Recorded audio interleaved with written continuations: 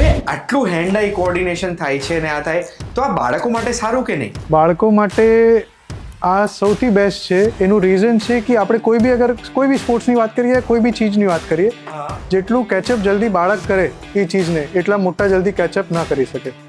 બાળકો માટે બીજી રીતે કઈ રીતે ફાયદો છે કે એમનું કોન્સન્ટ્રેશન પાવર વધે છે, એમનામાં પેશન્સ વધે છે અને એમનું કેલ્ક્યુલેશન્સ, ખાસ કરીને જે આ ગેમનું સૌથી મોટું ફોર્ટે છે કે એમના મેથેમેટિકલ કેલ્ક્યુલેશન્સ બહુ સ્પીડઅપ થાય છે.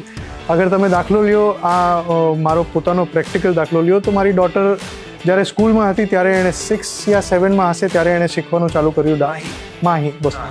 તો એમને ત્યારે મેથ્સ એટલું સારું નહોતું, એમના મેથ્સના results was not so good.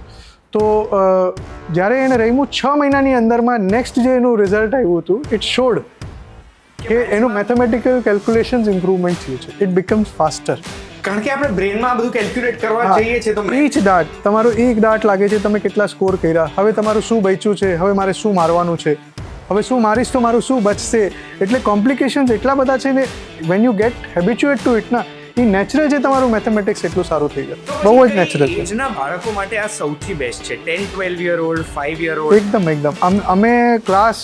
અમે એજ 8 થી છોકરાઓને ટ્રેનિંગ આપવાની શરૂ કરી શકીએ. 8 years old થી ટ્રેનિંગ આપણે આપી શકીએ છીએ. 8 years થી લઈને 80 વર્ષ સુધીના આપણે ટ્રેનિંગ આપી શકીએ.